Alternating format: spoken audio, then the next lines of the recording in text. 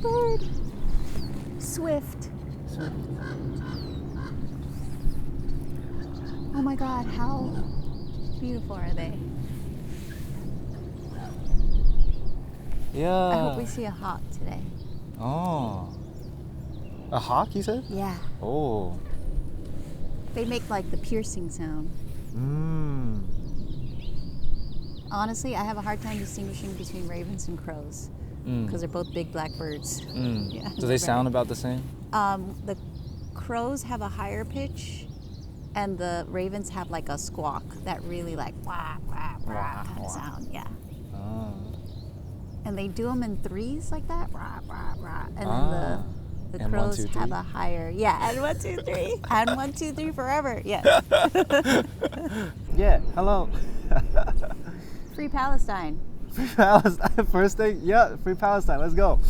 So, yeah, thanks for coming to Soulful Sitting. We're soulfully sitting and chatting about deep, reflective life questions and things. I intentionally did not look up your professional bio and whatnot. I'm going to introduce you as a friend. It's like if I just, so hello, this is Ahtoy. And actually, yeah, do you want to talk a little bit about the origin of your name? Sure. Actually, this has to do with our connection because my great-grandfather came to Guam from Guangzhou on a ship. The story is that he was a cook on a ship and he docked from Hong Kong and they were going around that area. So this is like the Western Pacific, Asia. And when he got to Guam, he jumped ship, fell in love with a native Chamorro woman, was indigenous to Guam, and then became one of the main, what's now known as the Chamorro Chinese families of Guam. So I think there are 2 or 3 major families, and they're all from Guangzhou actually, that are considered native families, but they still carry their Chinese name. So our Chinese name is Wong, but it gets anglicized or to Wan Pat. And I haven't been able to trace like the origin of that. It's so hard to find like passenger records from that time. But he was I think he was baptized Ignacio because we're a Spanish colony at that time. And he marries a woman named Maria, and they sort of are the ancestors of like our family line. And so he and his son, who became a great politician in Guam, they named my mom Ahtoy, and that name was passed to me. So that's not my mom's like legal name, it's sort of her like family nickname, and it was passed to me. And so from what I understand, that's the Cantonese version of Ahtoy in Mandarin. I was about to say, huh? Yeah. Okay. Does that track with you at all? Yeah. Ahtoy. So the other connection is Bruce Lee's story of Warrior that was on. It was recently produced by I think Bruce Lee's daughter. Oh. But he wrote a story about a Cantonese story in California of a what we call a woman who is in charge of a brothel. I don't know what the official term for that is, but she was Cantonese. Her name was Ahtoy. And then she's in this like warrior story. Anyways, the show is called Warrior, and it was really cool to see on TV people saying my name and saying it well. But that's Would you happen to know the words, the writing, the characters? The character. I'm told it's flower. Flower. Wait, no, peach. I'm sorry. Yes, peach. that's the word I was thinking of. Yeah. Yeah, Mandarin would be Tao. Right. And then Ahtoy would be like, like a nickname, yeah. Yeah, like a nickname. Ahtoy. Yeah. I think it would be Cantonese would be Ahtoy. Yeah, that's so funny. As you said that, I'm like, wait, is it Cantonese? And then you said that. Wow. Yeah. Okay, cool. Yes. I love that we started with that, and that's our little connection, our like ancestral connection. Yeah. But Bruce Lee actually spelled it AH dash Toy. Mm-mm. And that's how my mom spelled it. But in the hospital, they refused to put the dash in it when I was born. She was very disappointed. And that has led to a lot of confusion over the pronunciation of my name. Yeah. Yeah, I think even in Scantrons in school, I think you can't put a hyphen or like, you know, some. Yeah. I actually have 2 hyphens in my legal name. Unfortunately, my last name is hyphenated as well. Because feminism. Because my mom did not want to drop her ancestral Chinese name, which is Wanpat, because it holds so much history as this like native Chinese origin family in Guam, and then her like political history because the airport of Guam is named Wanpat. What? From her father, because he was the first congressman of Guam. Oh, wow. So it's like a big part of Guam history. And so she never wanted to lose that as a woman when she got married to my dad, who is a Borja. That's a Spanish name. And that goes back to like our Spanish ancestry, but also our Mexican ancestry because of the Spanish galleon trade route. She didn't want to drop Wanpat for Borja. And so she asked him to hyphenate it. And so all of us are carrying like 5 very complicated names. Wow. Dang. Me and my brother and sister. Yeah. I forgot the thought that I just had just now. Oh, man. Oh. Claiming your name, especially, you know, leaving it in the last name too, because actually, as of, I think it was last week, as part of the Asian men's group that I'm part of, someone, you know, she's like, okay, before everybody leaves, I want to, you know, announce something, you know, make like a tiny little ceremony about it. Like, okay, cool, what's going on? And, but yeah, he decided to really embrace his Chinese name. And so it's like, you know, from now on, I'm gonna change Peter. He changed his Zoom name. It was online. He's like, it's gonna be this. And then so everybody like, this is what my name means in Chinese. This is why I want to embrace it. So now you can call me this. And from that, then I was like, yeah, I love my Chinese name. I actually really like. So my Chinese name is Xia Luo Zhang. My last name is Xia, and then yeah, in Chinese the last name is first. So it was really confusing when I moved here. I was like, wait, my yeah. Luo is for Los Angeles because I was born here. Oh wow. And then Zhang is a jade, and it's a very rare character that usually it just means jade, and specifically people tie it with like this one you know, king in a dynasty. Like only that specific person had this name. So as a kid, I remember like looking up my name, my Chinese name, and like there's no other results. Like, I'm like the only person with this name. And I also love how it looks. I love writing it, you know, like signing it, and so I'm like, oh yeah, I don't know why I don't. So because he did that already, you know, I started changing my name on the Zoom, and then another friend also changed his. I also now change it on my IG.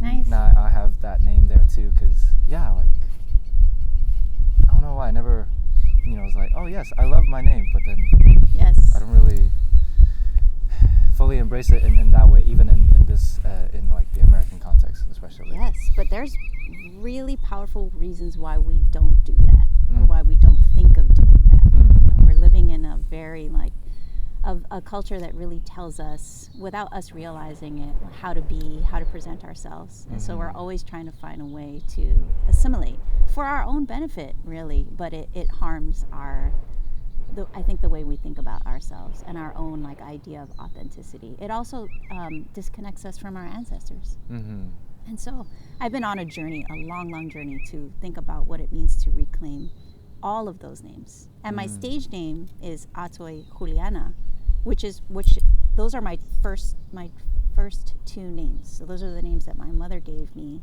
and apart from my family names. But the reason why I use that is because I spend so much time in a Latino community, in a Latinx community in New York, mostly with Caribbean Latinx people who are from the Dominican Republic, from Puerto Rico, from Cuba. And my mom's family came to Guam from Cuba too. So my mom's got two immigrant families, one from Guangzhou and one from Cuba and Puerto Rico. They took a similar journey. They both came on ships. I mean, there wasn't another way to come at that time, but they were whalers who went from Cuba to Puerto Rico and then across the Atlantic to the Pacific, and also jumped ship in Guam and fell in love with a native woman.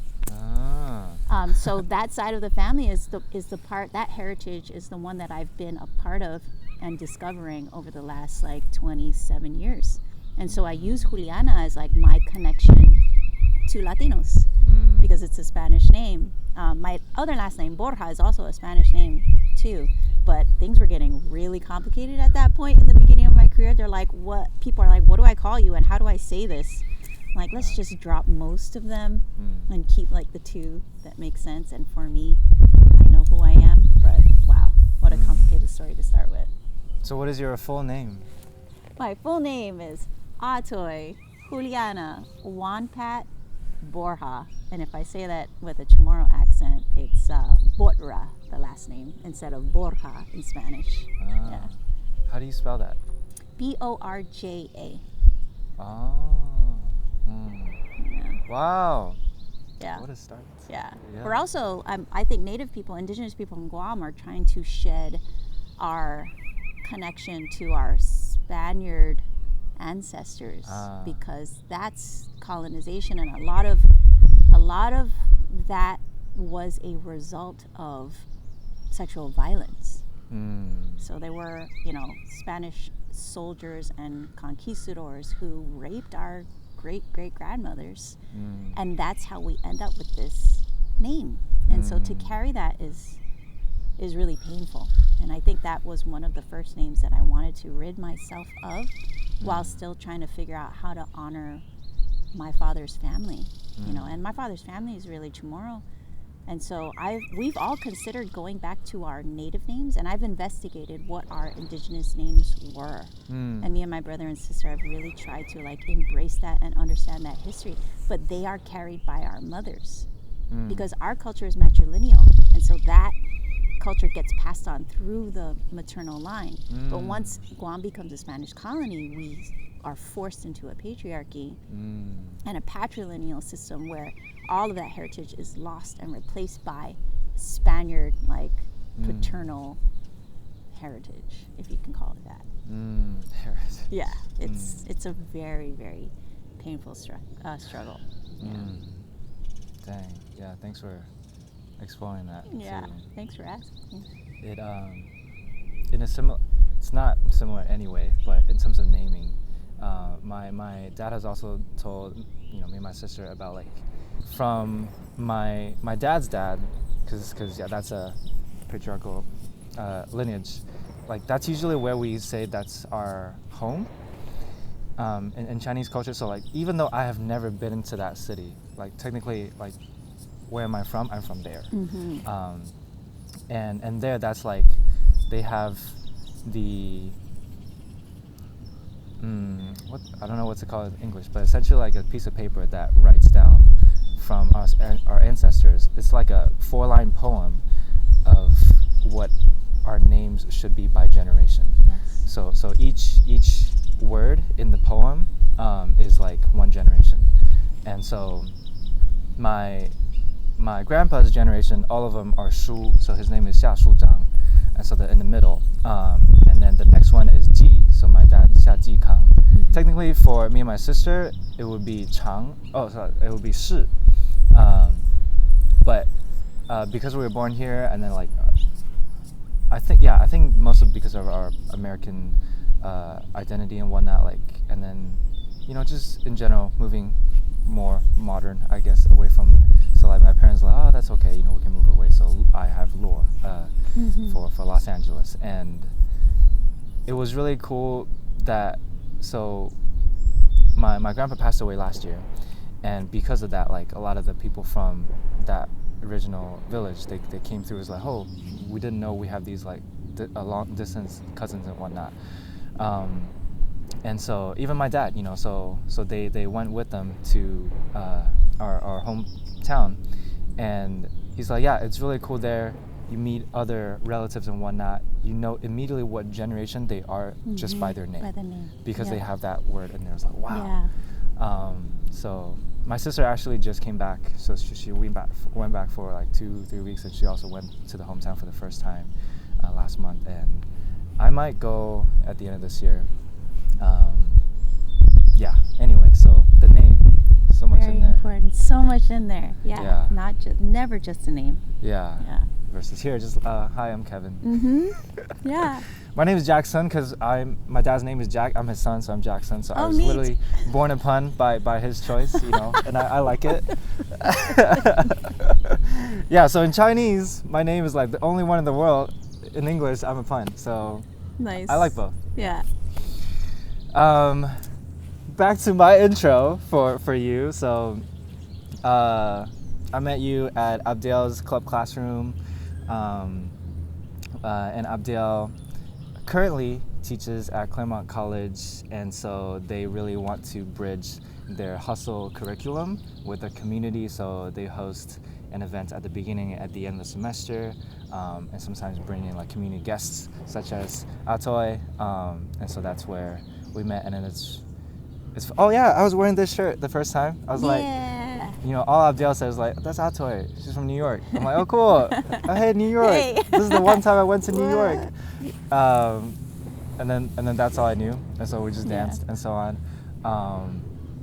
And then like trusting Abdel, I'm like, whoever they bring like is usually like very top notch whatnot. So I'm like, okay, I'm on a high from coming back from Taiwan Hustle Congress. Is like, okay, really wanting to level up. So I'm like, okay, even with our intermediate hustle dancers, how can we continuously improve, not just for beginners?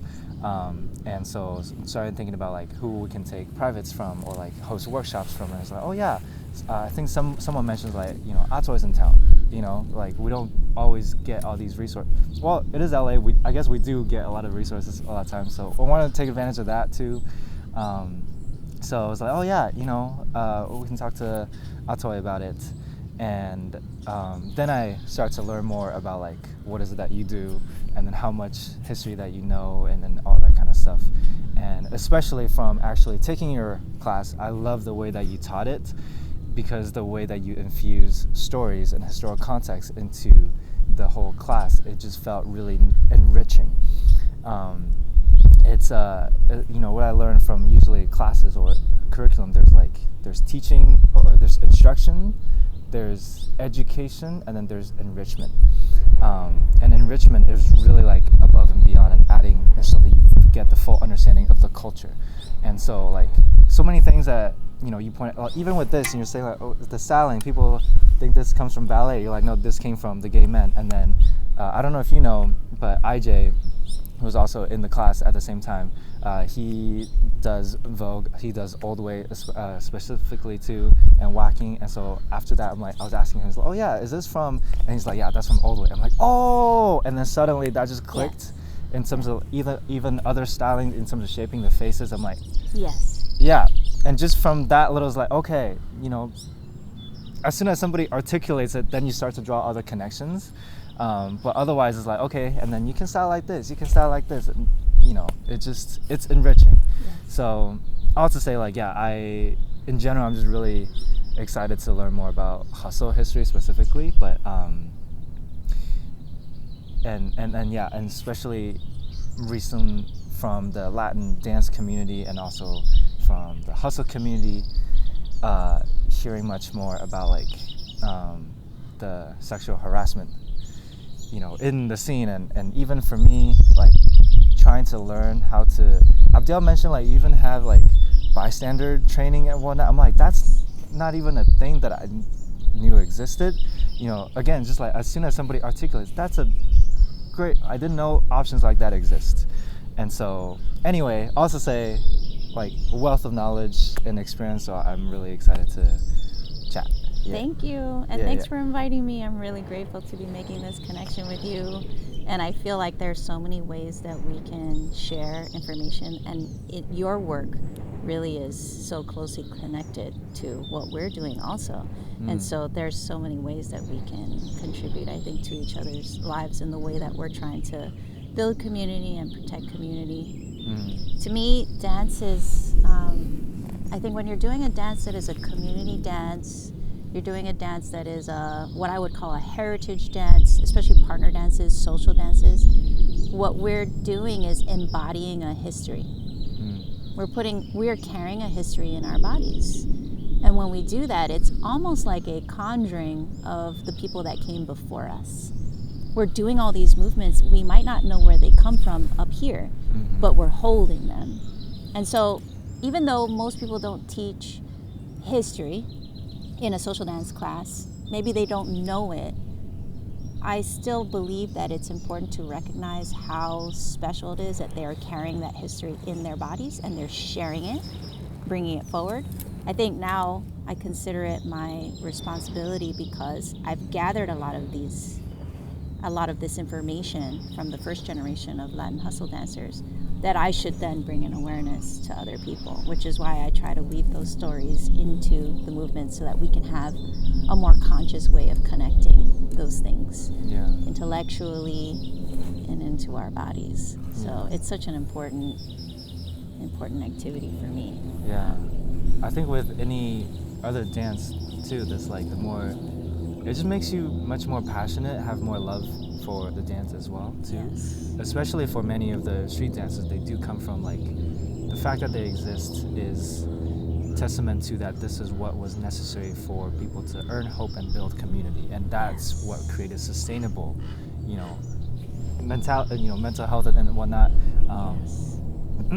And because it's beneficial, we might not consciously know why, but the fact that it lasted and specifically like who's been practicing those and why, and then we learn why. It's like, okay, that's why it makes sense. Yeah, those are the beginning questions that I hope people will have in their minds when they come into a community like this or when they encounter a dance, because a lot of times, due to the nature of a social dance, people tend to discount what we're doing as just having fun.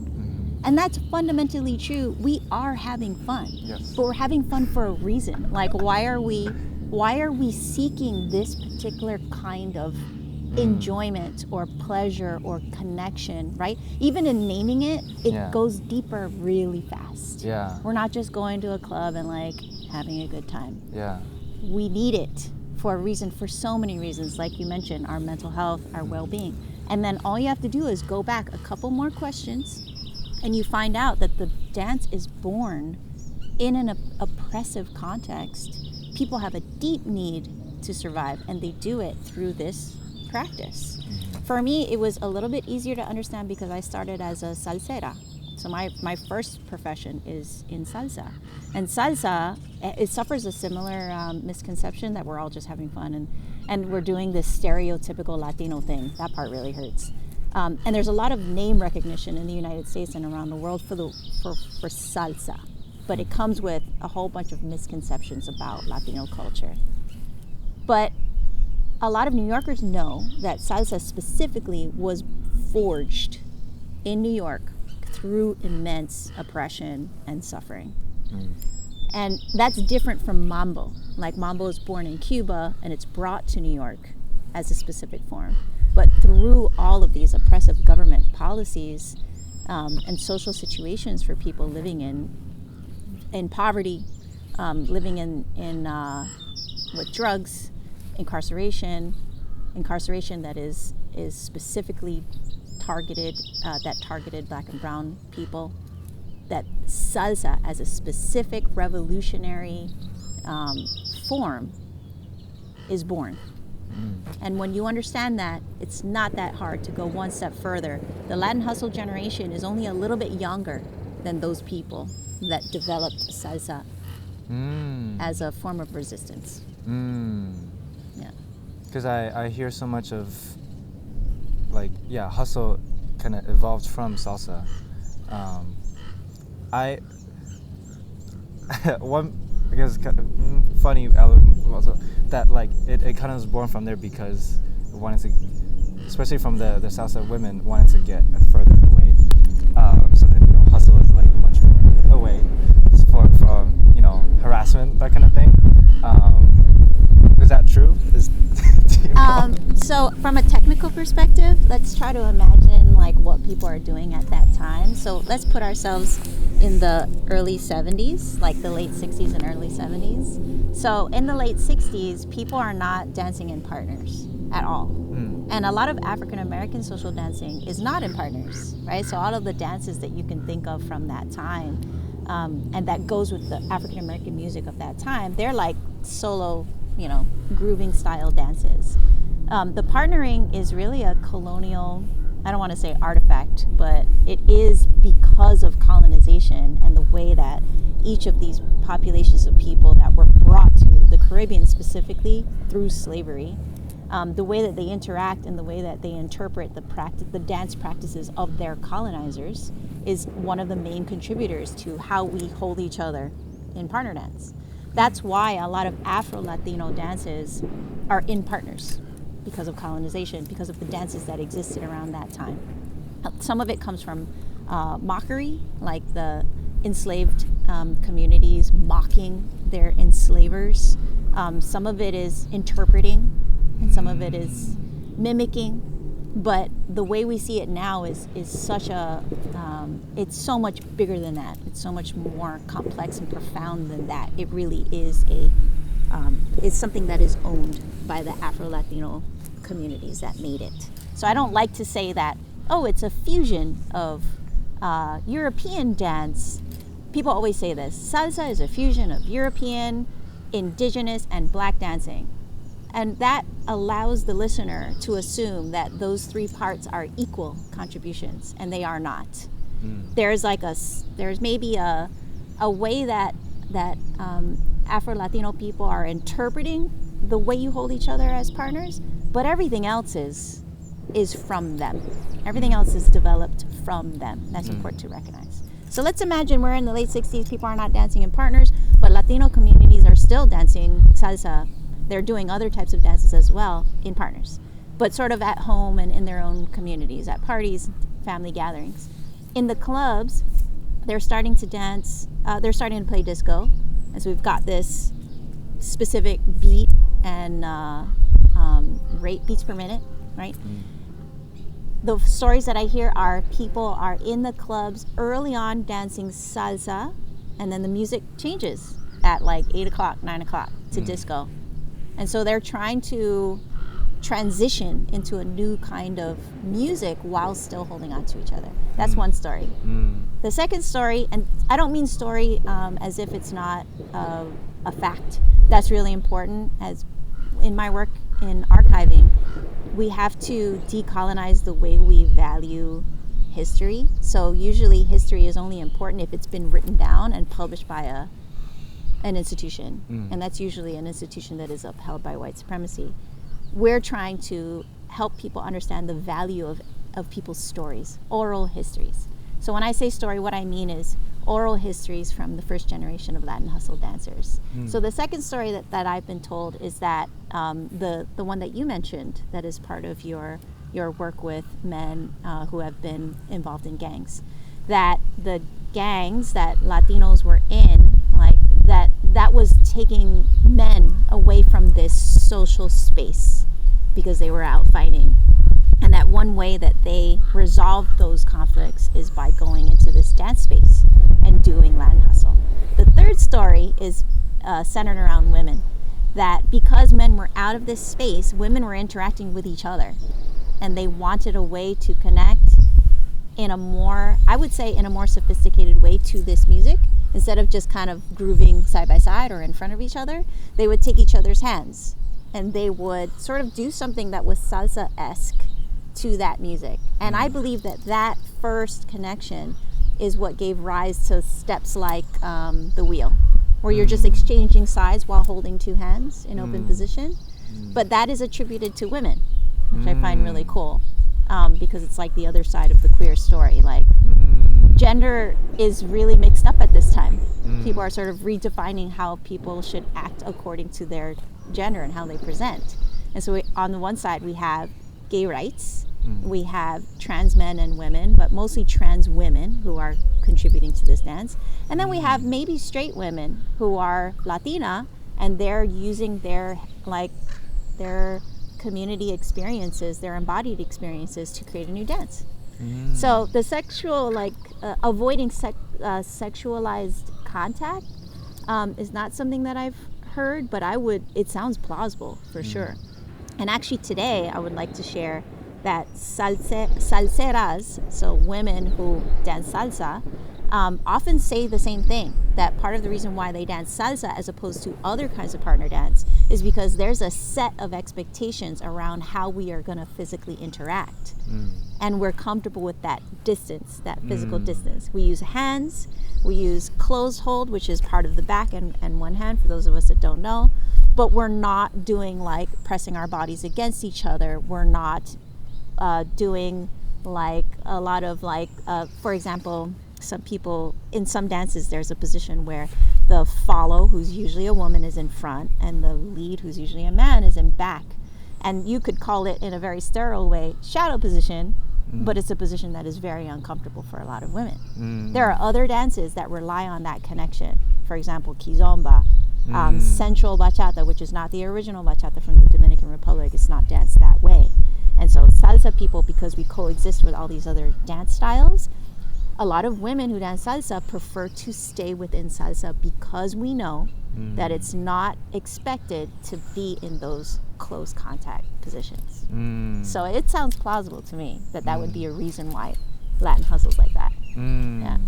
Yeah, and it's like, this is like, there's speed too. It's like you're just whipping around and not staying close like that. Right. Although Willie Estrada said that, remember there was a dance called the 500?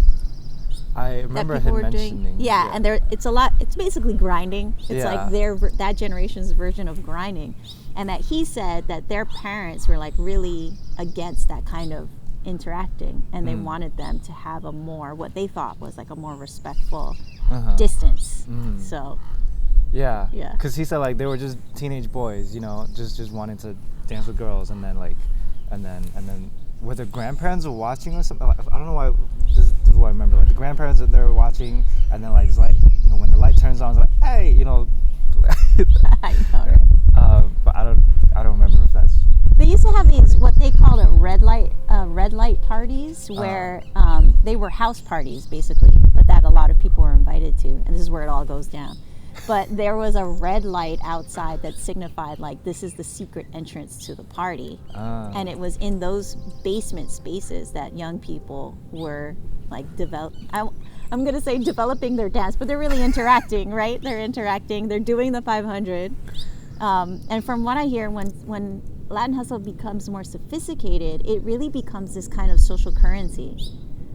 For straight men to interact with straight women, that if they were skilled in Latin hustle and they were not just grinding, they can interact in a more like prolonged way with women and be more impressive. Yeah, which is like one incentive from the straight side, that they want to make the dance more interesting. Yeah. You know what this randomly, especially with all these birds around, like whenever there's like especially on social media, like clips of like birds dancing to attract mates, and people in the comments like, oh, why can't humans do this? And then there's always people like, humans do.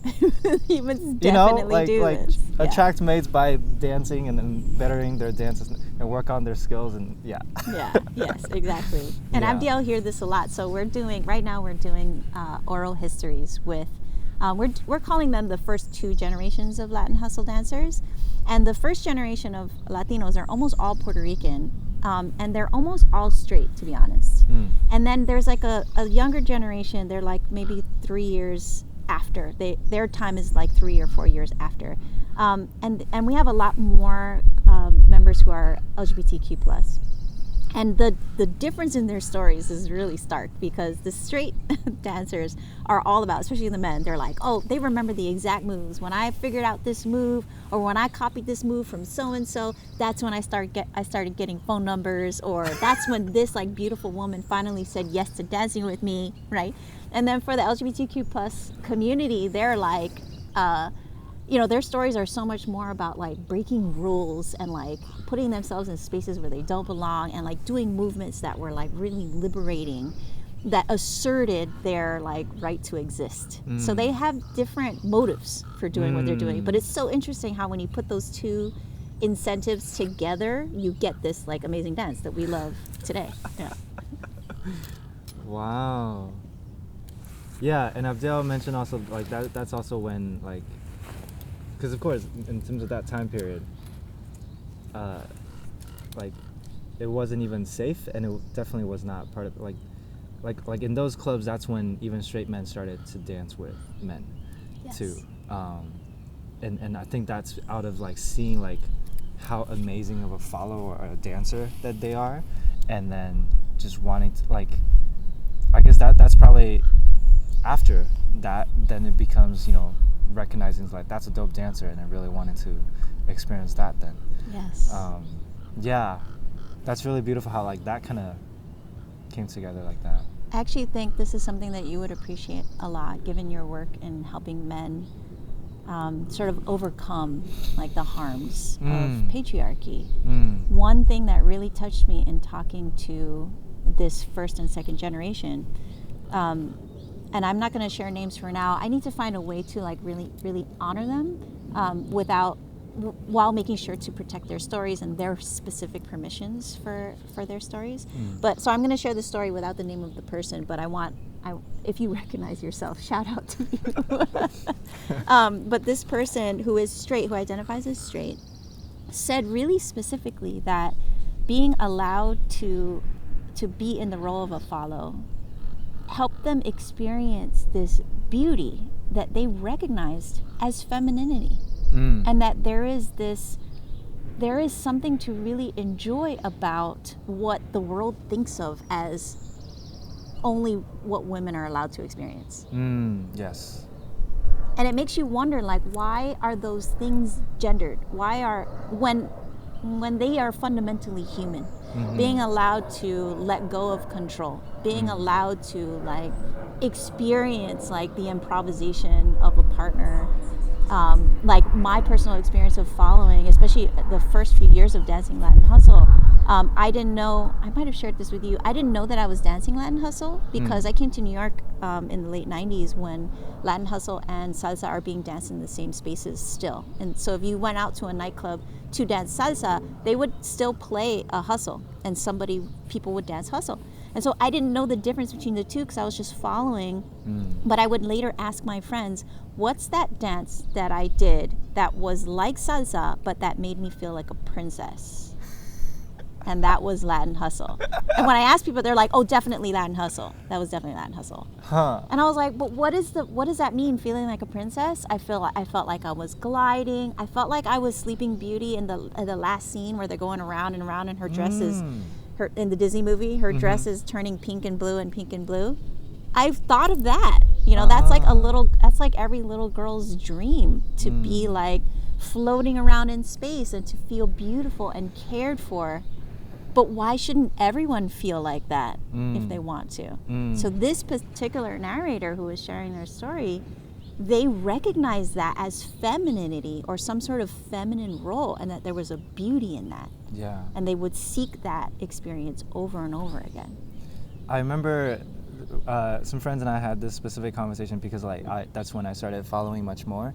And then for me, I was like, oh, I really enjoy following because like, yeah, it really feels, you know, liberating and freeing in that way. But, you know, especially at the beginning of learning to follow, there is this impression of like, I'm trying to act feminine, like, you know, this and stuff. Yeah.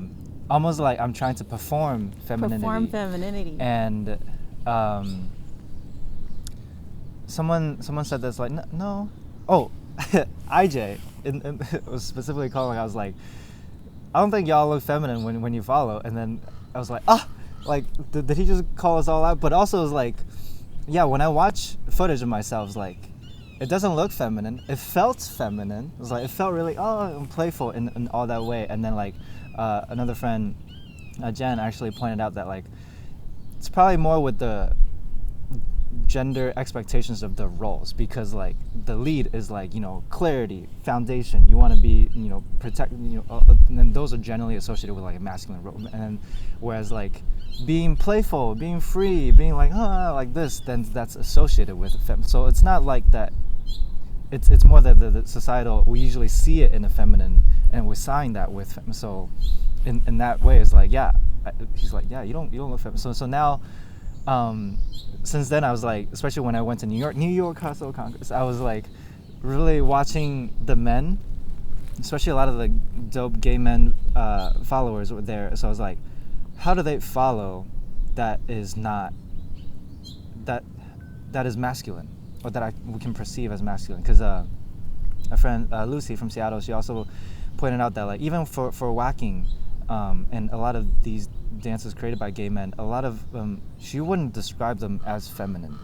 It's gay men's interpretation of femininity, or like how they embody it.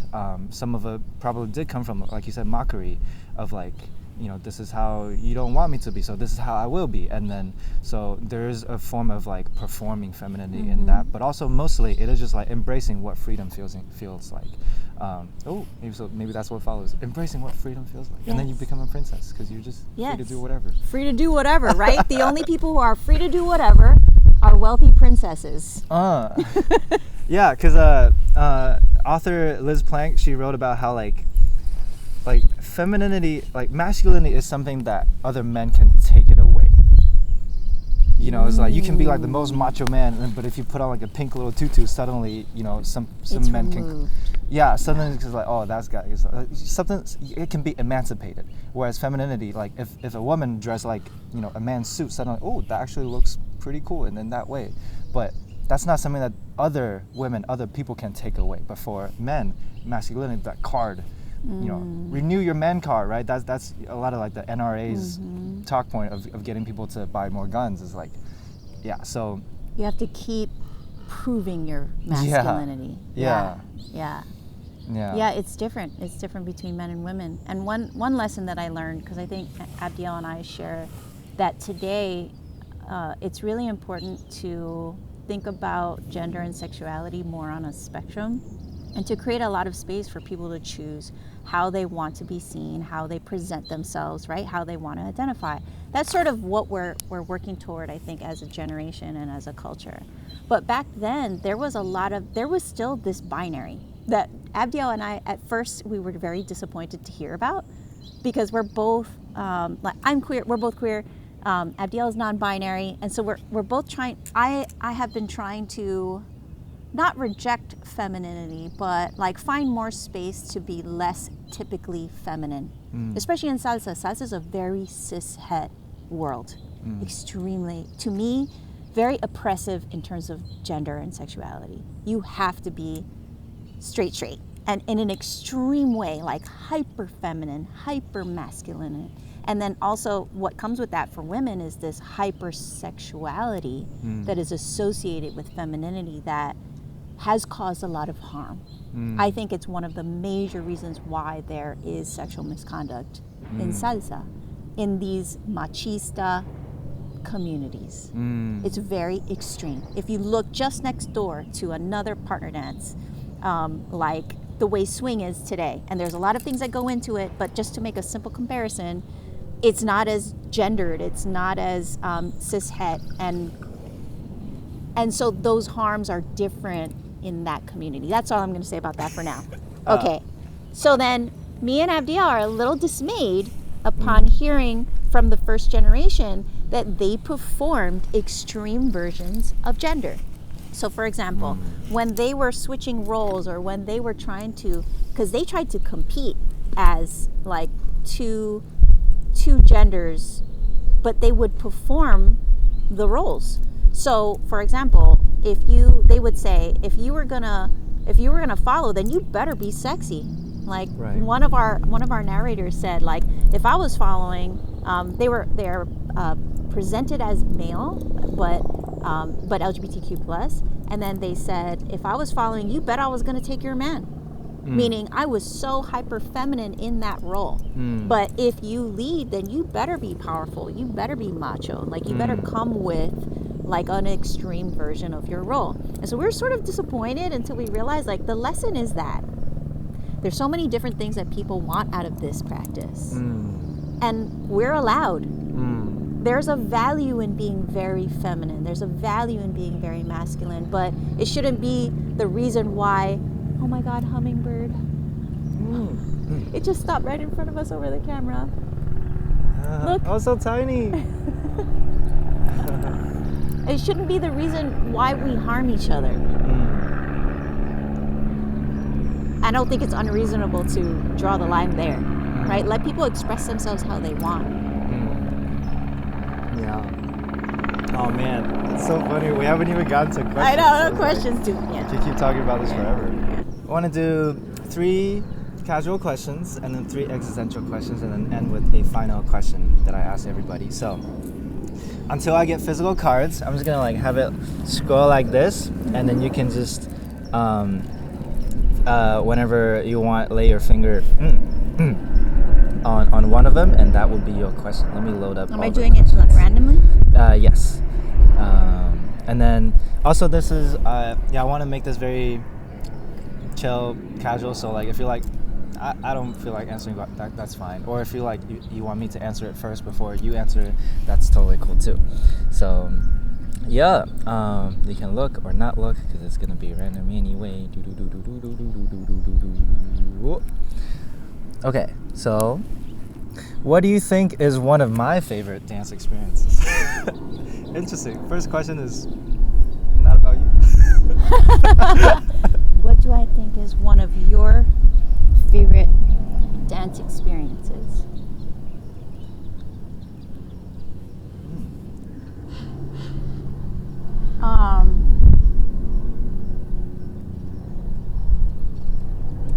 Can I pick 2?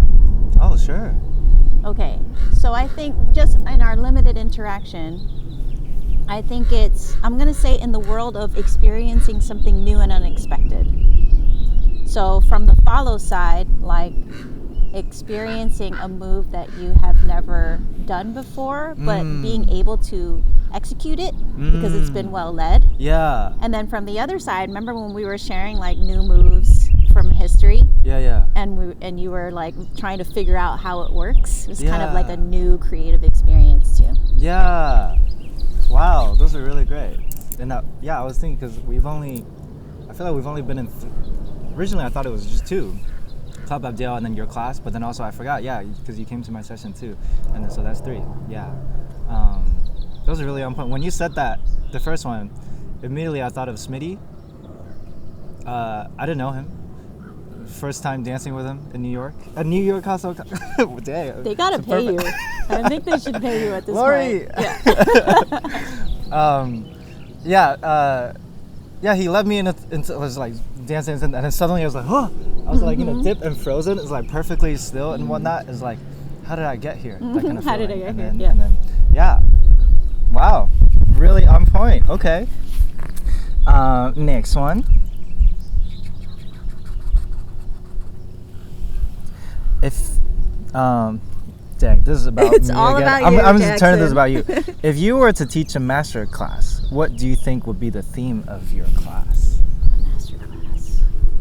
I guess what are the assumptions around mastery, right? Let's wait for let's the wait.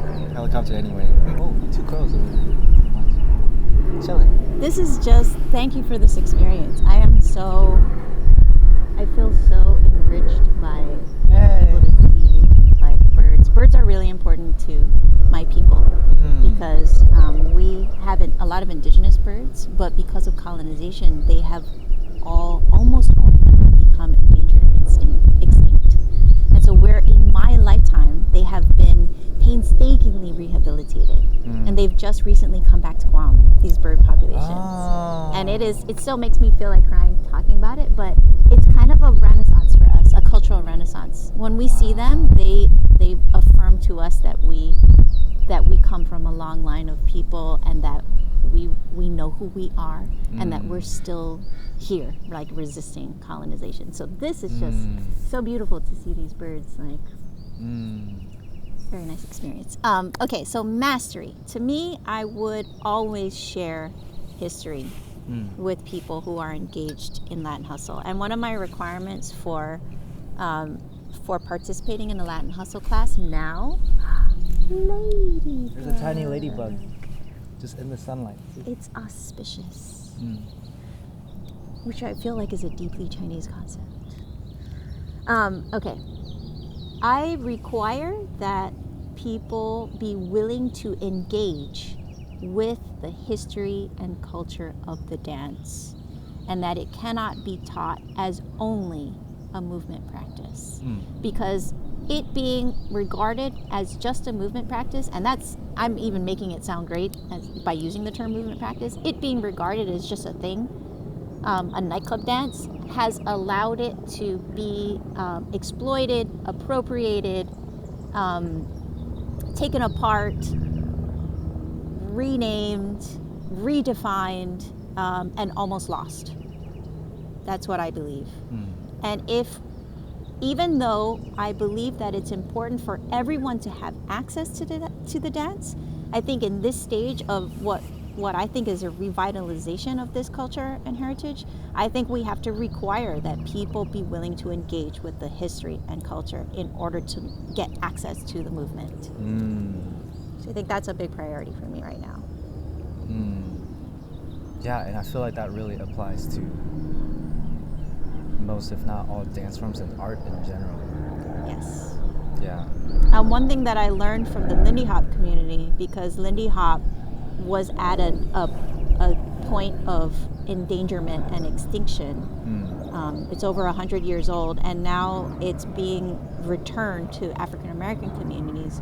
One thing I learned is that they offer like scholarships to people who have a connection to the African diaspora dance heritage, and then for us it would be extending and facilitating a connection for people who want to make a connection with their heritage through being Black, Latino, or queer. And so that's something that I do a lot in my classes as well. Wow, sounds like a great masterclass. I hope so. I've always thought about even just the term master. Yeah, what does that mean? Like, does that come from enslavement and that kind of thing? Right. Next one. Okay.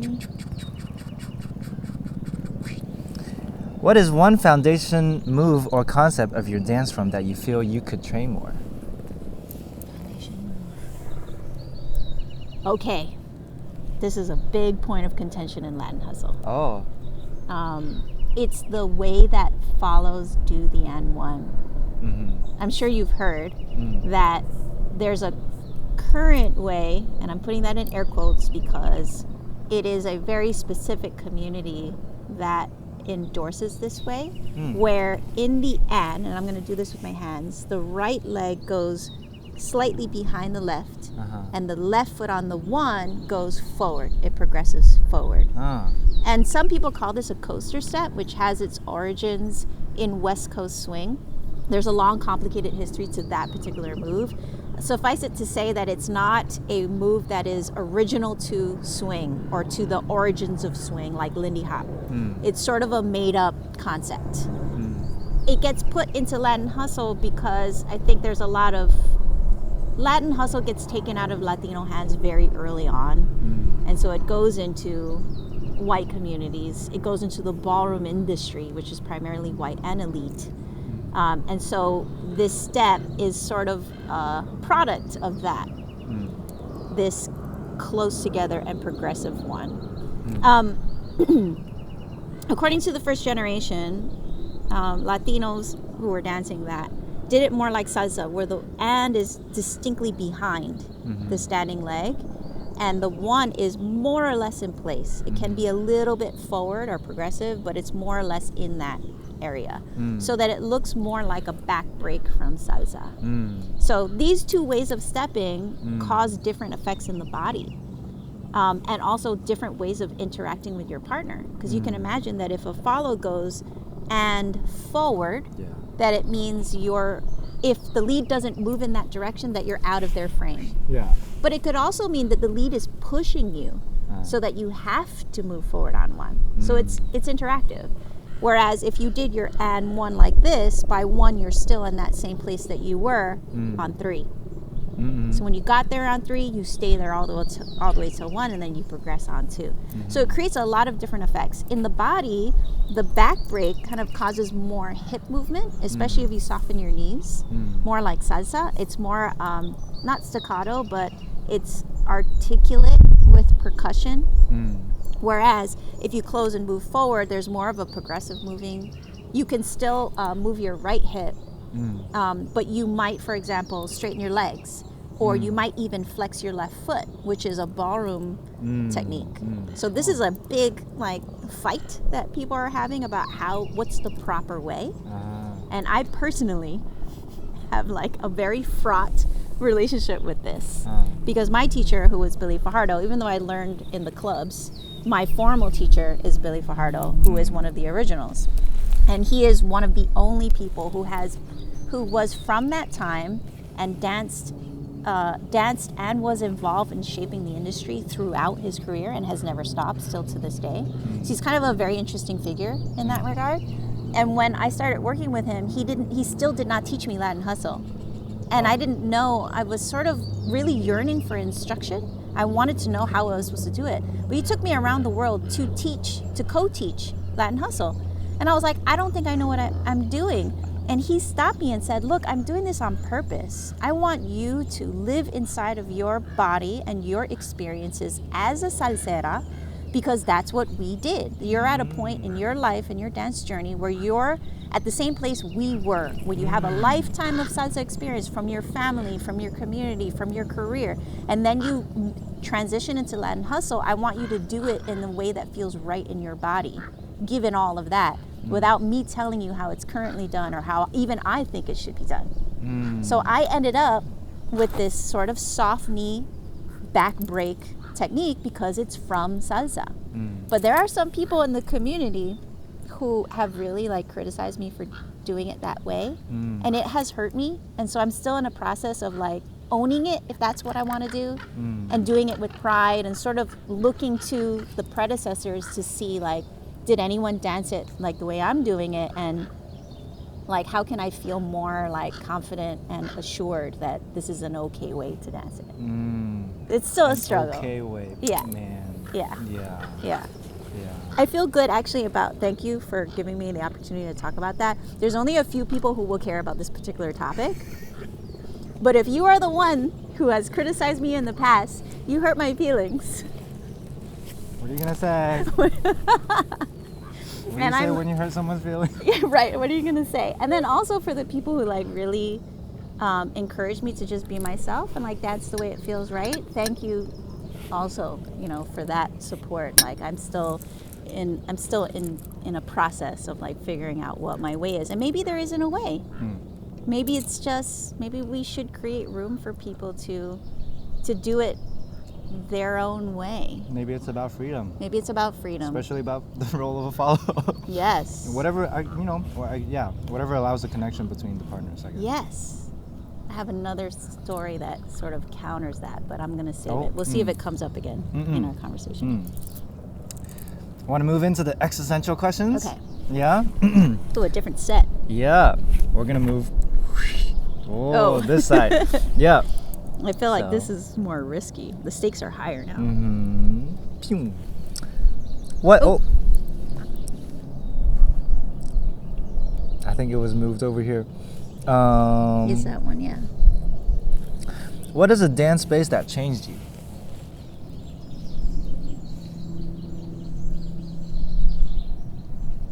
I just, without thinking about it too much, I actually think it's Club Classroom. Whoa! Yeah.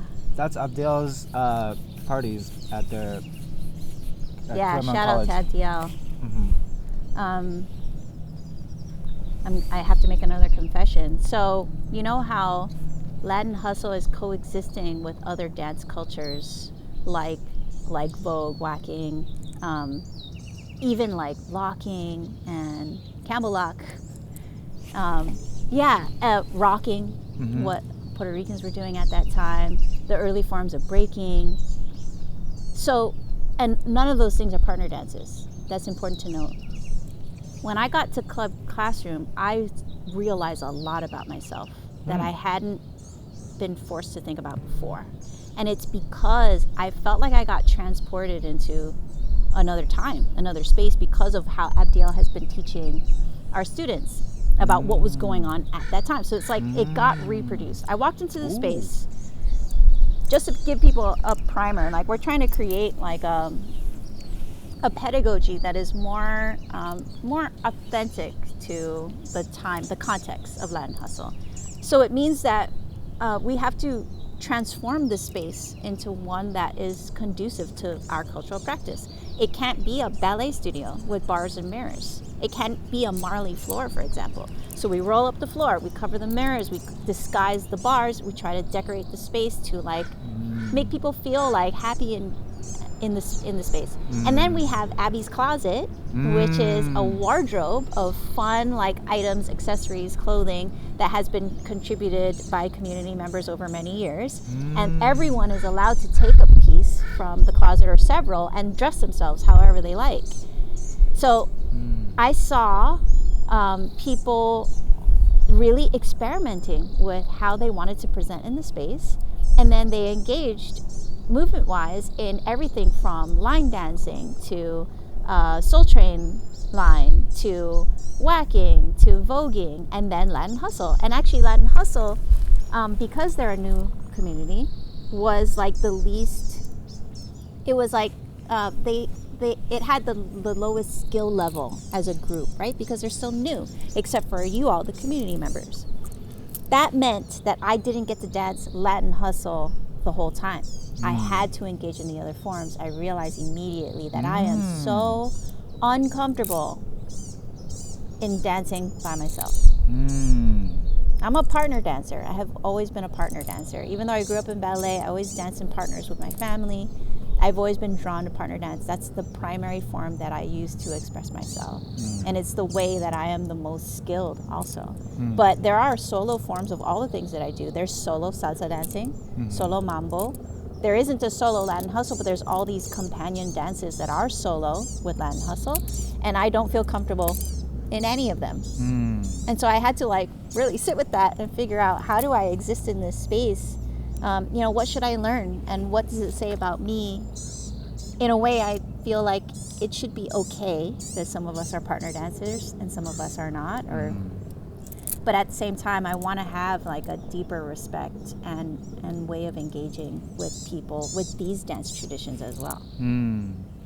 That's so funny, because specifically after I took when I was in Taiwan Hustle Congress, I took Billy Fajardo's teacher training, and part of that, at some point he mentioned, like, in salsa there's like 300 plus shines. There's so many things that you can do on your own without a partner. And then that made me curious about hustle shines. Like, are there hustle shines and whatnot? So I feel like I even asked Shay this, and Shay's answer was that there aren't shines in the way, like, shines is a very specific salsa thing, but hustle, like you said, it always exists in context with these other street dance forms, so that when people break apart, that's what they do. That's what they do. And then I'm like, cool, got it. So I'm like, so what we're doing is actually what was done. Yes. And that this is natural, and that it makes sense. So like, that was like for me, I'm affirmed in terms of like, oh, cool, I can just do all this stuff on my own. Move. It's so cool. Shay has also mentioned, like, even just when he was teaching at a studio, that like, a lot of the partner dancers, like, once they break apart, they're like, what do I do? What do I do? Yeah. Step tap. Yeah. And he's like, you guys, with the new gen of street dancers, like, you guys already know what to do. And, so we got that advantage. So, alright, next one. That's a beautiful one. We get so many shout outs to Abdiel this time. Wow. Oh, big time, yeah. Has social media changed your dance? How so? When I press it, does it disappear? I think you actually dragged it to casual. Sorry. Oh my gosh. There it is. I'll just drag it back. Okay. So that's what happened last one, and we ended up picking another one. Yeah. That's okay. Okay. Yeah. But was it existential? I'll reassess. I think some of the casual ones turn out to be sometimes existential, so I'll do a recategorizing. I think I'm just existential. I think everything is existential to me. Yeah, I love it. Has social media changed the way I dance? How so? Is that the question? Yes. I mean, yeah. My first reaction is really negative. Like, social media has the potential for so much harm. Just in the fact that it's so performative, it's selective, right? We're only presenting what we think is valuable for other people to see. And then when we receive it, so that's what we're putting out, right? I only want to show like the best parts of me or the parts that I think are presentable for other people. And then when we receive it, we're immediately like just considering it a standard for how we have to be. And it's painful for me. I tried not to be on social media a lot. I try to like really shape my experience with social media in a positive way. So if I don't follow you, it's not personal. It's just that I try to protect myself from like unrealistic standards. So for hustle, yeah, I think because hustle is so, I'm gonna say again, endangered as a cultural art form. There's not a lot about it on social media right now. And then the parts that are out are not well connected to its history. So it's just too easy for people to sort of co-opt the story. That part is painful for me.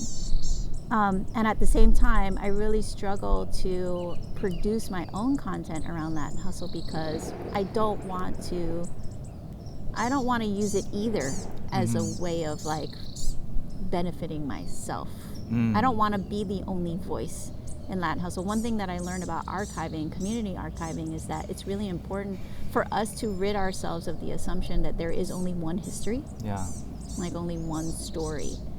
That's why we talk to so many people who are from that generation. So I'm still in the process of figuring out what's the best way to present Latin hustle over social media. I would say the positive side is knowing that we're all out there. Like, it's been really cool to see people dancing hustle all over the world. And I do follow people from other countries who dance hustle just because I feel like it is a form of activism. Oh no, okay. So the positive side of social media is that it shows me that we're not alone in being in this community, that there's a global community. There are people around the world who are learning hustle. And I do follow those people because to me they are like activists. They're part of reviving something, a part of history. Whether they know it or not, or whether they're doing it intentionally or not, they're like holding a history in their bodies. And they're bringing it forward. So I really appreciate those people, and it's made me feel like we're one big family all over the world. That's interesting because I would say that's now my primary reason of staying on IG. Like last year, I even went on, I was like, okay, I want to try it. I did deactivate my account. It was gonna be indefinitely, and then ended up being just a 2-month break. But I did come back with new intentions now. Specifically, like it's now for dance and more so hustle, communicating and information. Because most dancers, especially international, like even Julie and Taylor, they came to LA Hustle Congress and they're like, oh, we wanted to reach you, but we couldn't because we don't have you. And they're from Canada, so I'm like, so I'm like, okay. And then definitely when I was in Taiwan, if I didn't have IG, I wouldn't be in like the group chat with everybody to know what's going on, that kind of stuff. So and then interestingly now, ironically, I am producing a lot of content for IG right now. And then one of them is actually, recently I started doing like, the original idea is like weird, funny styling moves. Like, oh, here's styling things you can learn. And there's like weird things nobody else besides me probably would ever do. And even just in the process of that, I was talking with Devin about like, I was like, I'm gonna give some names to these, right? But then like there's some, real styling options and whatnot. And then I'm like, oh wait, I think some of these do have names. And then it's like, okay, but also they also have multiple names. But also like, so then I feel what you said earlier of like, because there isn't that much content, when you put content out there, we feel this sense of responsibility of like, wait, people might actually start to call this now. And then like, where did this come from, So at least talking with Devin, and then was like, okay, well, my original intention was to make something absurd, so maybe I'll just call something so absurd that people will know for sure this is not the real thing. Yes, I did think of that when I saw those videos. Yeah. I think you did succeed in that. Cool. Yeah, like just make it so outrageous that everybody knows it's really like yours. Yeah. Yeah, because it's hard. I mean, you would have to go and do a lot of investigating to uncover those names, as I have, and I still struggle with a lot of the names. But yeah, you're totally right about that. I'm glad you thought about that.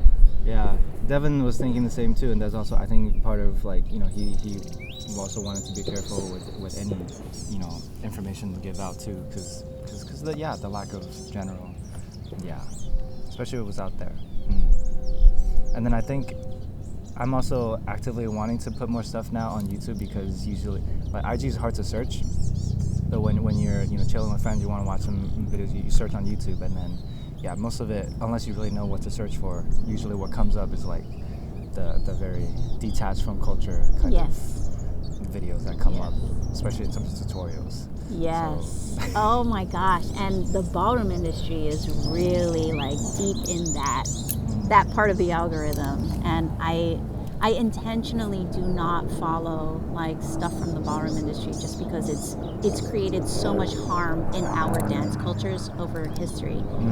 But it always finds its way to me. And I think it's because it's just too close. Social media, the interaction of social media and dance, it is about, like you're sharing, it's about like tutorials and something that can be monetized.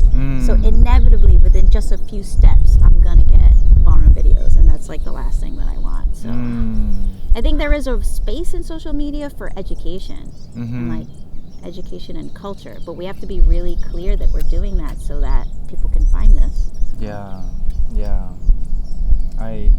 Even for these in general, like, I really hope people kind of like, well, my intention, it is just, you know, something that you can put on literally on YouTube, or put on the background, listen to it kind of like a podcast. But in that same realm, I do plan on even taking like snippets of, you know, what our guests talked about and whatnot, so that for social media, for education in that way too, because that is the market and what people want. And the attention span that people have. It's like an hour video on YouTube. Nope. Just recently, actually, I had a very important podcast with another group of people in the salsa scene.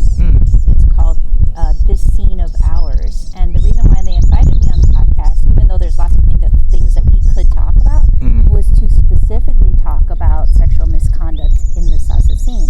Because I'm part of an organization called Not Just Chisme. We actually don't like calling ourselves an organization. We're more of a survivor-led effort to prevent and address sexual misconduct. And so the podcast, my point is that it was so important to talk about these issues right now because they're being brought up in a big way in the community. But we ended up talking about it for like 3 hours. And I thought, people are never going to listen to this.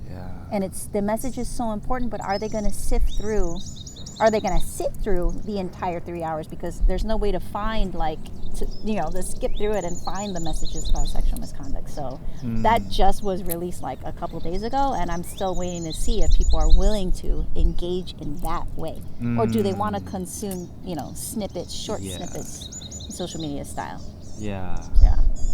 I definitely have been curious about that too. Because I saw some of those clips, and then even in terms of like just a lot of women who feel and are who feel silenced and not able to speak out, and like there's a lot of them, they share similar stories, but then we don't know, and then they don't know amongst themselves, and then I'm like, I don't know what to do either. So I feel like information like that, and even trainings like that, part of my there was a while a friend Jen and I, we were teaching some beginner hustle classes, and the first thing that we teach before we connect, it is like literally just consent and asking, do you want to dance? Because on the really fun level is like, feels like prom. It's like, oh, I gotta go up to someone and ask them. It's not just like a class anymore. A person just rotates to you.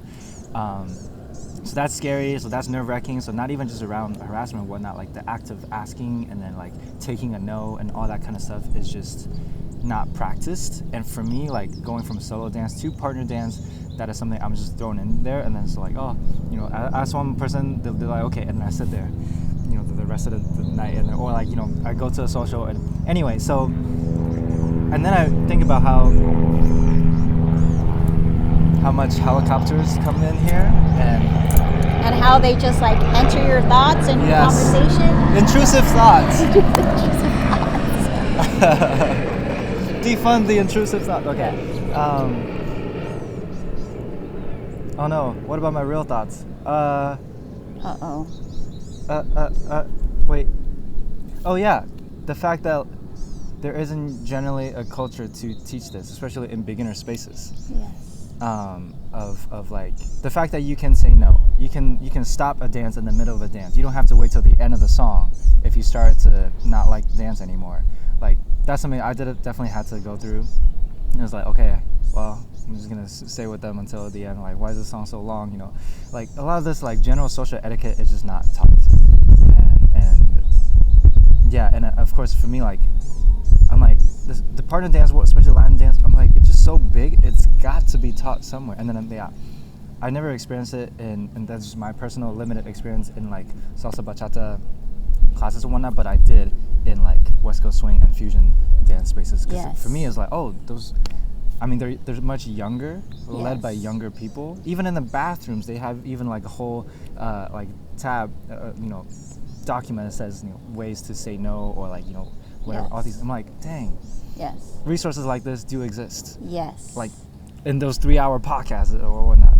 Yeah. Yes, and it's very important to know. On the other hand, so I do teach consent as well, and I think it's very important. But we also have to understand fundamentally that when we get into a cultural space where we are going to do a partner dance, there is already a set of assumptions that we are agreeing upon, or at least expecting when we enter the space. Mm-hmm. And that works in all directions, meaning consent is a big part of that.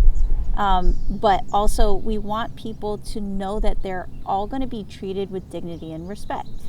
I think we all expect that fundamentally, right? Nobody goes into a partner dance space expecting to be mistreated. Yeah. That's horrible. Yeah. So on both sides, I hate to both sides in general, but I want to acknowledge that this is not about teaching women to just say no or to like leave a dance. Like, this is about everyone feeling respected and cared for like a human being in the space. The problem is when the culture, the underlying culture, signals to us that the person who is in the follow role, who is usually a woman, is not really a person. They are just an object that we're moving around in space as a lead. That's the main problem. So consent in class obviously is very, very important.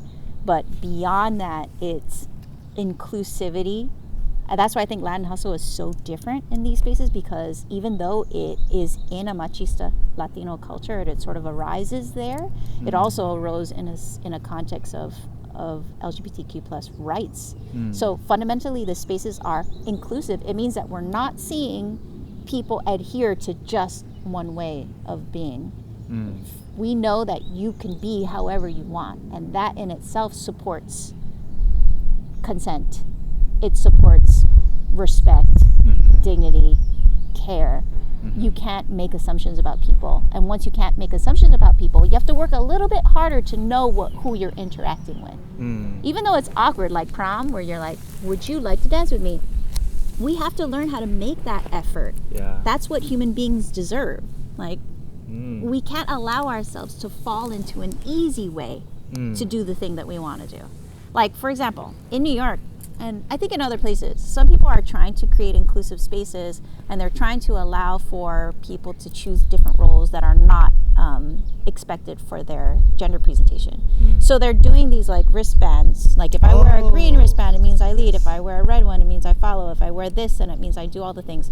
But I have avoided that because, again, that simplifies Oh. the social interaction. Like, why shouldn't we work a little harder to get to know each other? Yeah, just ask. Just ask. Right? And let people change their minds. Let's not make assumptions about anybody, about anything. The only assumption we're going to make when we come into this space is that we're interacting with human beings and they are precious and important and valuable, and we're going to treat them that way. That's it. But if I have to learn a social skill to ask you, what's your name? Would you like to dance with me? Would you like to lead or follow? Then that is the bar. That's the threshold for participation, I think. Oh, I like that. Yeah. Yeah, and it's... Yeah, it sometimes it's just... It's simple questions, it's simple words, but there's so many emotions and underlying, things that prevent us from getting there. But at the end of the day, yeah, that is ultimately the... Yeah, it's kind of like what we're building towards, rather than what we're trying to get away from, I think. Yeah. Yeah, envisioning rather than like pointing out. Anyway.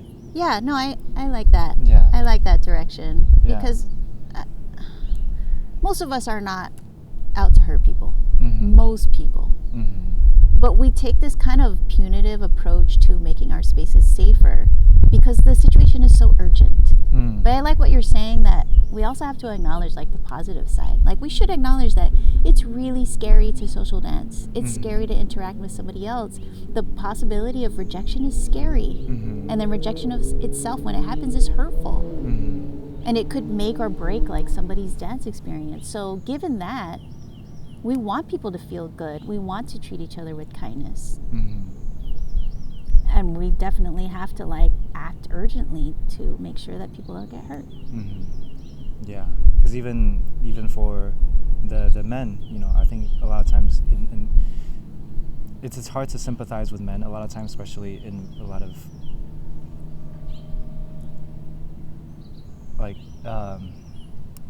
like obviously when men have done harm to women, it's really important to address that for traumatic care for the women and so on, but also like, yeah, a lot of times for the enablers, abusers, or whatnot, like they also have to go through healing in order to get through like acknowledging what you did, and like you said, most people don't want to harm people, but the fact that you did,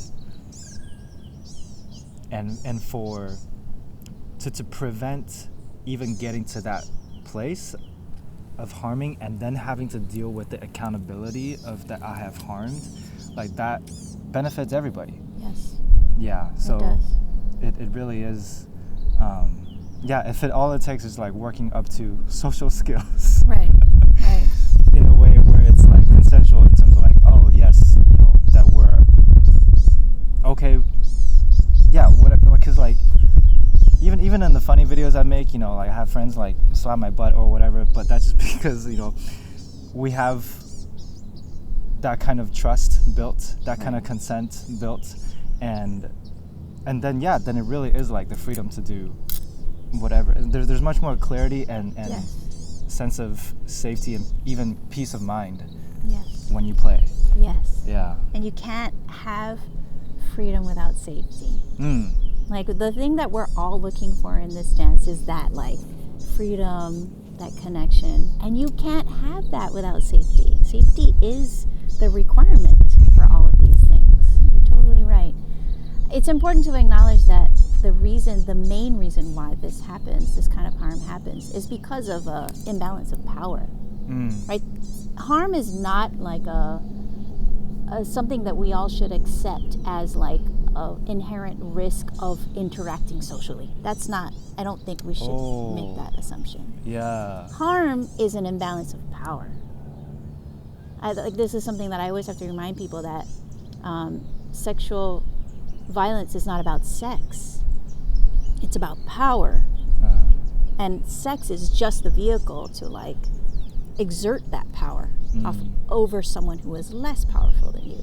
So even though men, who are creating this harm, like some of them might not know that they created harm, sure. But they were able to do that because of the power that they have in a patriarchy as men, you know. That's important to understand. I don't want anyone to ever start thinking that, well, just because I want to socialize, like, there's a risk for harm. Yeah. That's if you saw the other conversation with the person I did earlier, he talks about belief systems. You know, like that is a belief system that, you know, if I interact with someone, I will cause harm. Like that's a negative belief system that we can choose to rewire, and then of course, like, then we start to tune into how to make that happen, you know, a reality. And kind of going back to like a vision of what we want rather than like trying to avoid what we don't want, I guess. Yes. Yeah. A vision of what we want than trying to avoid what we don't want. Yes. Yeah. That we went there from a question about social media. Interesting. Oh my God. Let's not credit social media for that, but yeah. It's our flow. Last existential one, and then we have our final question. Okay, I'm not going to pull this time. Boom. Boom. Okay. What is something that many dancers do that you can't stand? Oh no. As your last existential. This is a setup. What is something that many dancers do that they can't stand?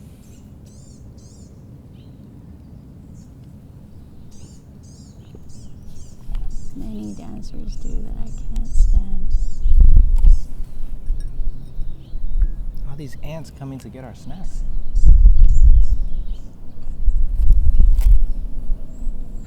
I don't know if I should single out one. I don't even know if I should say this at all. Okay, I can always cut it out. Let me just riff. The older generation, out of good intentions, like they really, really want us younger people in the community. They genuinely do. And we were all taught by someone from the original generation at some point, the ones that are still around. So thank you, first of all, for still being around. Thanks for caring about us. Thanks for caring about your culture and for wanting to pass it on. The problem is that they do two things that are actually not allowed in the salsa scene, which is they are sometimes rough for follows because they want to be clear, right? They are physically moving our bodies so that we can learn something. And so that we can learn something. And that can lead to disastrous consequences. The other thing is that's not allowed in the salsa scene and in general in the partner dance scene is instructing on the dance floor. Right? And so they do that. And I know that they do that because of the particular situation that we're in where the dance is in danger of being lost and the older generation is coexisting with a big gap between the next generation. And so they're teaching us on the floor. So those two things, I don't know how to like prevent that, but maybe we need to make a space for it to happen because something is literally being passed on to us. So maybe we can think of it like in the same way that our parents like taught us things, as long as they can like, you know, not inadvertently like create harm. So that and some of them, and this is not everyone, so maybe this doesn't count for the question. Some of them have like directly told me like, oh, you need to be like more sassy or more feminine, like you need to really like move your hips, or someone even told me like kick your legs higher. I was like, wait, what? Kick your legs higher, spin faster. Like in our day we danced like all night, we danced like this all night, and this younger generation like just can't hang. And I was like, whoa. Yeah, that's rough. Those are like, I think those are unrealistic expectations. Oh, I got it. This is in a totally different vein. Something that a lot of this new generation is doing, that it's not that I can't stand it. Yeah. Backwards, forwards, side to side. Question was for one, but she's flaming multiple for multiple generations. This is equal opportunity flaming. That's what this is. Okay. This is not something that I can't stand. This is actually something that I relate to and that I have done myself. And it's casual dancing. I don't think that captures it, but I know why it happens. We're dancing hustle in a way now that is very It's very laid back. It's very open. It's very free. And I think it's because we're trying to be inclusive. This generation is trying to be inclusive, and we're using Latin hustle because it comes from inclusivity. It comes from a spirit of inclusivity. And so it is really a good practice for us to develop our values, which are caring for everyone, regardless of how they present. Okay. I recently had a private lesson with Lisa Nunziella. Shout out to Lisa Nunziella. Transformative. 1 hour. Transformed me, and I'm still processing it up to now. She is a direct carrier of the tradition of her generation. She is right. She's preserving it, and she's bringing it forward, and she is not compromising on her idea, her experience, because it's not even her idea. It's like her experience. And she calls it Bronx Power. My impression of it is dancing Latin hustle with dignity. Dignity, power, and pride. And that includes expressing your gender with dignity, power, and pride. So it's not blurring the lines with gender necessarily. It's not blurring the lines between roles. I think it's very much in the spirit of that generation where they did adhere to a binary, but they were allowed to move through the binary. Whereas I think our generation is more like it's a spectrum, and we can exist anywhere on the spectrum. It's just a different way of thinking about it. But what I learned was, me personally, I need to reinterpret femininity for myself, because I'm a survivor of sexual assault, because I do work in that, and because I'm queer. For many years I have rejected femininity, and I think it's a PTSD reaction where I thought being feminine was the reason why I was harmed. I thought that being feminine made me a victim of sexual harm. And so I rejected it. I think a lot of people have that reaction. And at this age, at this stage in my career, to go back because of this experience with Lisa Nunziella, to really find a power and a safety in the feminine, it just turned everything on its head for me. Like, she's saying you can be feminine, you can be sexy, but you can be proud and you can be powerful. Like, she often says, like, when I'm given a lead, I take it. Meaning, I might not be the initiator of this movement, but you can bet that I'm going to complete it. I'm going to execute this task, and I'm going to do it my way. And you better not try to stop me. Like, if you tell me what to do, you better be sure that that's what you want, because I'm going to do it. And I love how I recently heard this, and I didn't experience this, from Ralph Ramirez, who is one of the originals too. And I wish that I could have this, I could learn this directly from him. But he doesn't use, from what I heard, he doesn't use lead follow or leading following. He uses something kind of like starter completer or initiation completion. And it's very much in that vein, that there are roles that we play. They are distinct from each other, and that we can embody them with a lot of pride, and they can support us in the way we want to be in the world. They don't have to harm us. It's something to think about. It's not something at all that I can't stand. But I think what the newer generation needs to hear, and they need to hear this. A lot was at stake for the first generation when they danced Latin hustle. They had different goals than we have. They were literally trying to survive. They were trying to say to the world, I have a right to be here the way I am, and I'm going to do it in a big way. You cannot ignore me. I'm not going to hide my sexuality. I'm not going to hide my gender expression. I'm going to go out there and I'm going to do it big, and it's going to be with rhinestones on. Like, I'm not going to just dance Latin hustle. I'm going to throw my partner in the air. You're going to put me on TV for it. And then the whole thing was taken from them in the commercialization, in the mass commercialization of disco and hustle. This generation is using hustle for a different reason, and we need to acknowledge that. We're doing it for inclusivity, I believe. Sometimes that generation can interpret what we're doing as a disrespect. That we're not dancing with pride and dignity. They might be wrong. But I think it's important for us to talk and for us to respect each other's reasons for doing what we do. Yeah.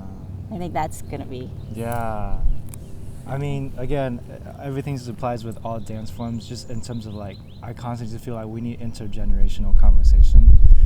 And oftentimes, like, even conversational skills, it's not something, I don't think this is something that generationally,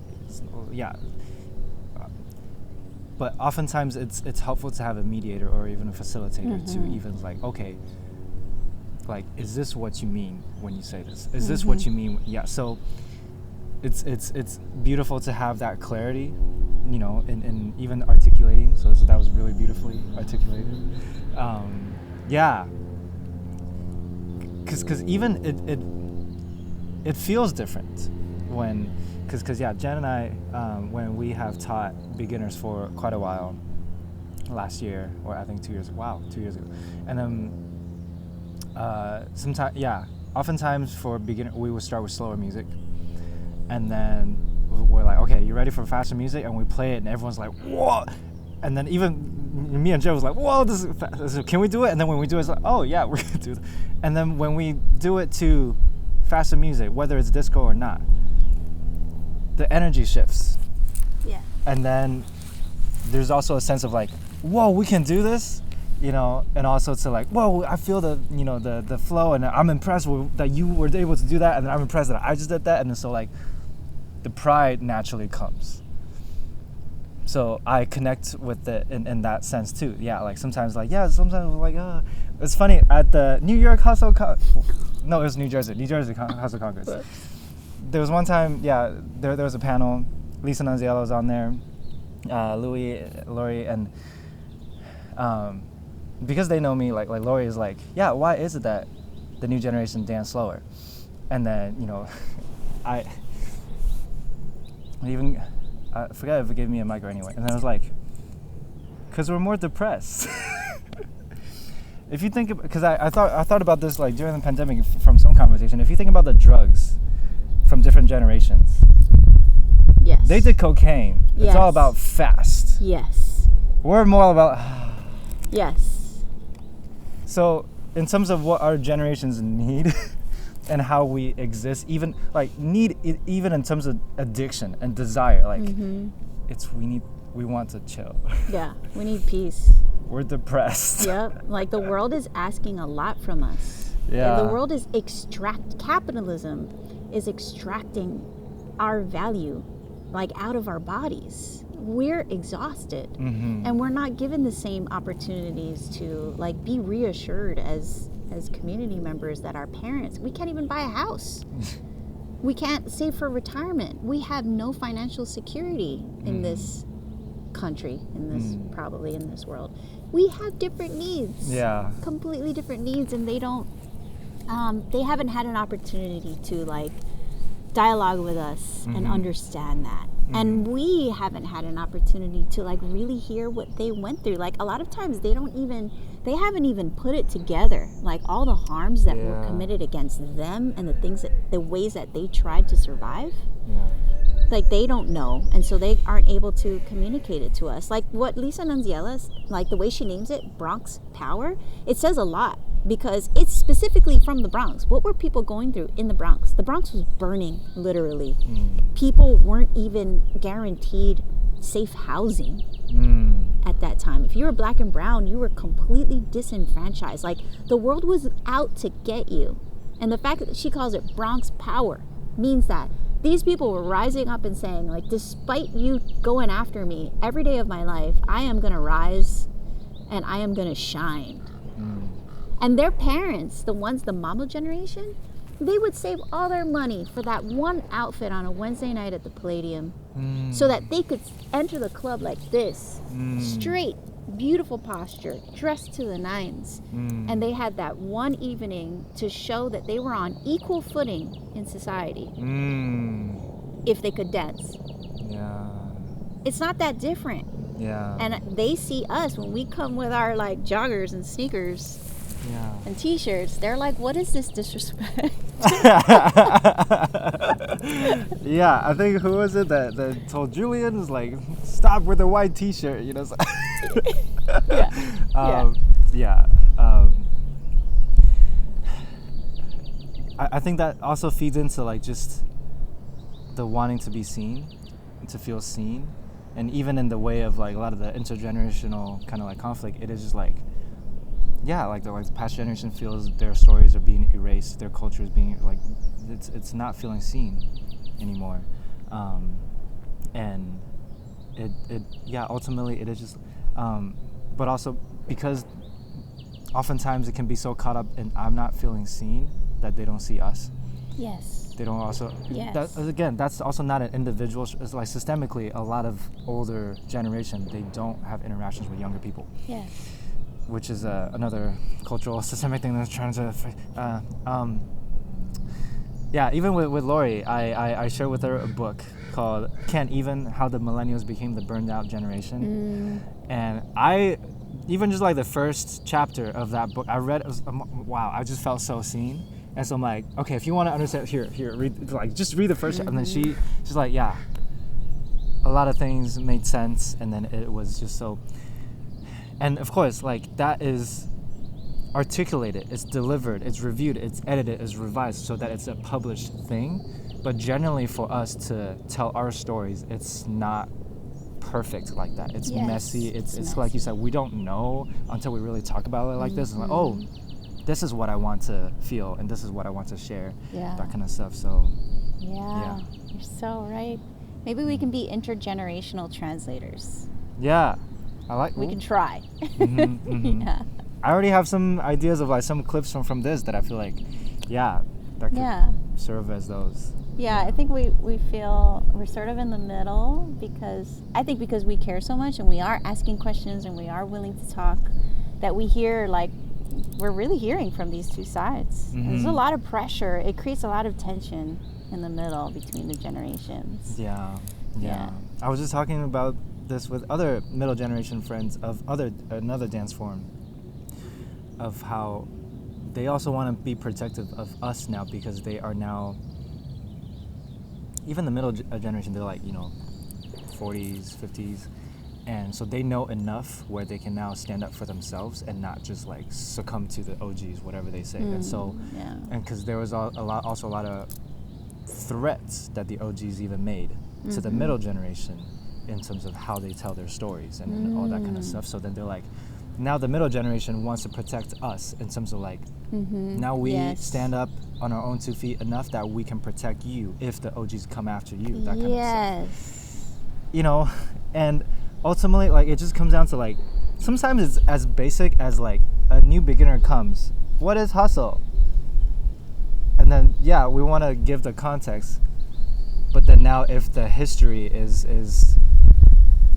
if the practitioners, the teachers are in fear of repercussions from the OGs for giving what they have heard from the OGs as a story, and then other OGs are going to get mad at, then we can't even communicate to the next generation. Yes. Yeah. Because many, like you said, many of them have different stories, and it's not that they're not true. We're different humans who share that same time generation. Of course, there's going to be a million stories and whatnot, and it's hard for things like this to come together with like an oral history or things like that. So there's never an objective truth, so which we also talked about in the last episode. Right, there isn't just one story. I think it's really important for me in my work, one of my most important missions is to counteract racial bias in the United States, which is the cause of how the Latinx story, also homophobia, it has caused the queer story to be erased. So those two parts are, it's not just a we all have different stories and that's one of them. That's the original story. That is the original story. And because of racial and patriarchal bias, it has allowed that to be erased from what we tell, the stories that we tell today. So my job in archiving is to make sure that people know that origin.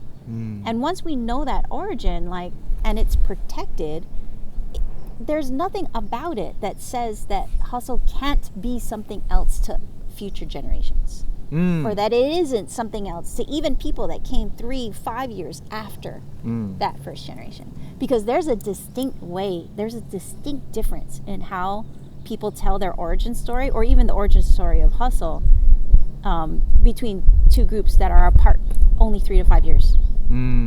So the first generation unequivocally says, we're Puerto Rican, we're queer. They don't use the word queer, just for the record. And we started this. True.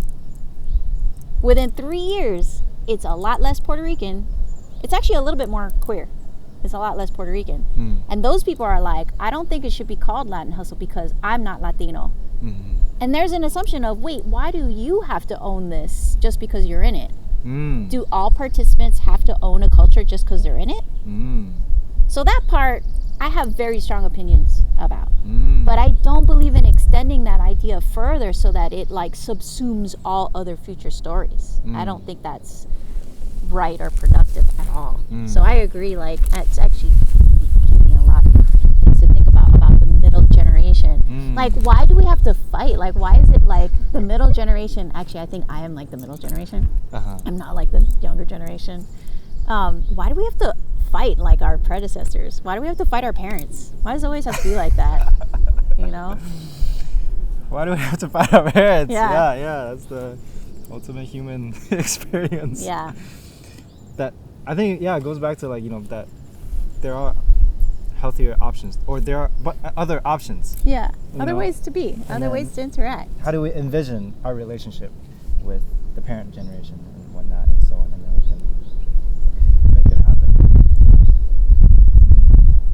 Wow, what the heck was the original question? I forgot. But one thing you can't stand. Wow. Yeah. Okay. All the way. So, ready for the final question? Okay. You can interpret this any way that you like. Why dance now? Because it is our right. Oh. Dance is a human right. I think the fact that is news to a lot of Americans says a lot about American culture. That we don't grow up with dance, that we don't have dance as a cultural practice, we don't have dance as a community practice, and that most of us are entering somebody else's, another community's practice as adults, and we benefited from it hugely because it was not given to us growing up. But in a lot of parts of the world, a lot of indigenous communities, especially a lot of African diaspora communities, dance is a way of life, and it is recognized as a human right by a lot of organizations that protect the various human rights. Wow. Americans are like, well, food, water, shelter, forget education, like, forget reproductive rights, like, forget all those things. They're like, yeah, food, as long as I could eat. Not even homes, like having a home is not considered a right in the United States. The government is hostile towards people who do not have homes. Okay, dance is a human right. It is fundamental to living and functioning as a human being. And it doesn't matter what kind of dance it is, I don't think. Dang, I love that. Wow, what an answer. What do you think? I think it's great. I agree. Definitely also haven't thought of it in terms of a human right perspective, but I mean, especially for me, is like I do feel that it's a necessity, and many times, and like last year was the least that I have danced since I have started dancing, and then by the end of the year I realized, yeah, I need dance for my mental well-being. So sometimes it takes for something to be taken away for you to realize how much it means to you, how much value it brings to you. So yeah, this year already I was committing to just, at the start of the year I was like dancing every single day. You know, it could literally just like put on a song and just in my room like, and then just really letting go and commit. Like I've come to accept that is my meditation.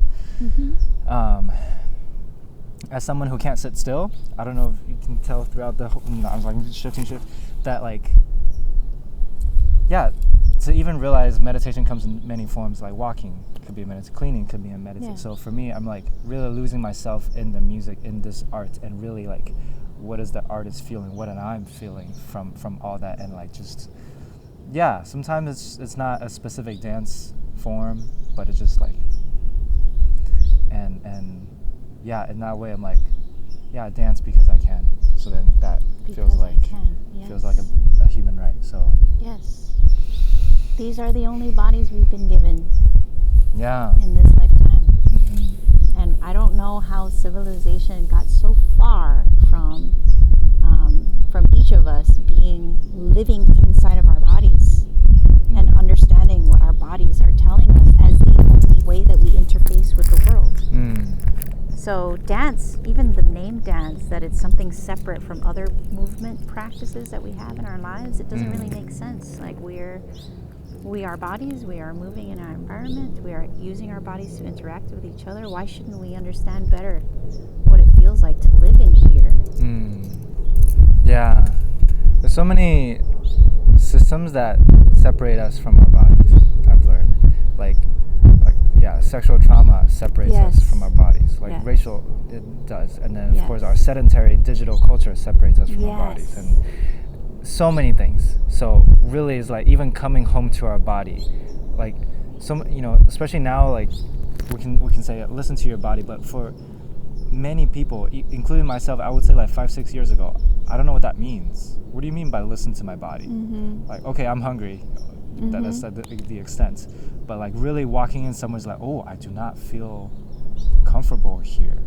Like it feels like a new superpower, a new intuitive power that I have, and that's just because of my body. It is. Right? And so like you suddenly you go somewhere, you feel, or like something doesn't feel right, and then really trusting that because my body has that knowledge, has that wealth of experience. It does. That it's so, yeah. I don't what were we talking about? Why dance now? Yeah. To get into our bodies more. Yeah. And reconnect with our bodies, because it has so much wisdom for us to tune into, to listen to, if we can remember how to listen to it. Yes. Yeah. Hey, thanks for joining. Thank you. At this picnic, Soulful Sitting. This has been really wonderful. I'm going to carry so many things that we talked about for a while. I'm really touched by I'm really moved by what you said about the reasons why we might be disconnected with our bodies, because I think all of those causes are reasons why our predecessors, I think actually that's what connects us. Right? For them it was racial trauma, and it was sexual trauma in a lot of ways too, because it was LGBTQ plus rights, and this generation, like that digital disconnection that we're experiencing too, like we're all trying to like live in our bodies in a healthy, happy way. Yeah. And it's so hard to. Yeah. Clocks from last episode would say that's a belief system. It's not hard to. It's easy. We Just know dance. how. Right. We know how. We have the tools and we have the wisdom. But we are resisting. Yeah. So a belief system that like disempowers us is bad, but acknowledging that there are huge forces acting against us, and despite that we resist. Yeah. I think that's a more like empowering way to think of that. Yeah. And that it's happening, and we are resisting. Yeah, we are. It's presence. Yeah. And we're making it happen. Yes, yeah. we are. We're bringing joy, creating joy from it. So. Yeah. Yeah.